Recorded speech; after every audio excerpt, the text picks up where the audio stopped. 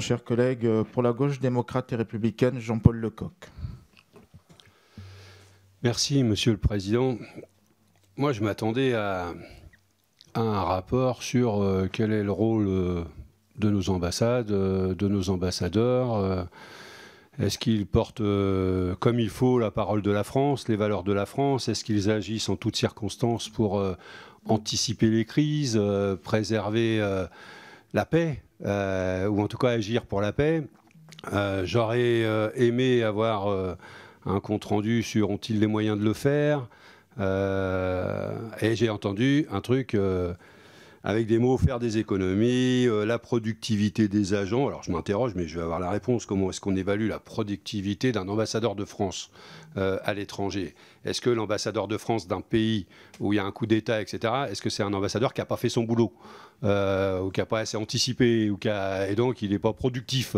Est-ce que l'ambassadeur de France aujourd'hui en Israël qui n'a pas fait de déclaration condamnant les crimes d'État, est-ce que c'est un ambassadeur de France productif alors qu'il avait fait une déclaration condamnant les requêtes qui venaient de la bande de Gaza, etc. Donc comment est-ce qu'on juge sa productivité? J'en ai aucune idée.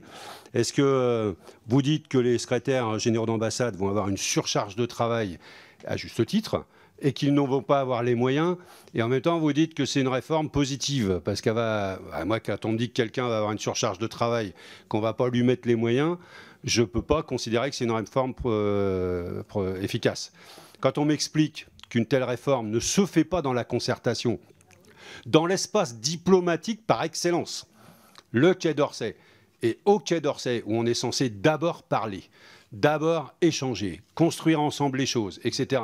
Faire une réforme où il n'y a pas de concertation, il va falloir m'expliquer comment est-ce qu'on fait les choses dans notre pays, déjà. La notion équipe France, et puis on voit bien qu'on est avec des ambassadeurs où il y a la polyvalence. Alors moi, j'ai testé la polyvalence quand j'étais maire, dans certains services, parce que j'étais un peu imprégné. C'était la culture ambiante, optimiser, rentabiliser, etc.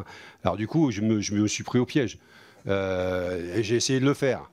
Et résultat des courses, chaque fois que j'ai voulu faire un poste polyvalent, sur les 3 missions de l'agent à qui je faisais de la polyvalence, il y en avait toujours une qui passait la trappe. Toujours. Parce qu'il y avait des choses qui le passionnaient.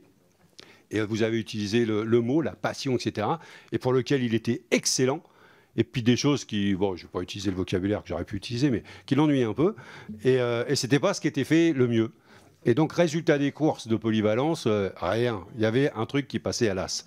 Et donc, je pense qu'il faudrait faire un petit peu un point assez rapide sur ce qui va passer à l'as dans la polyvalence. Alors, peut-être on va être bon sur les ventes d'armes, peut-être on va être bon sur le business, peut-être on va être bon, et peut-être on va être très mauvais sur la préservation de la paix dans le monde.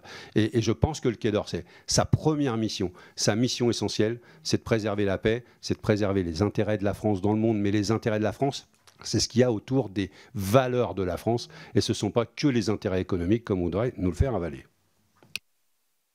Merci, mon cher collègue.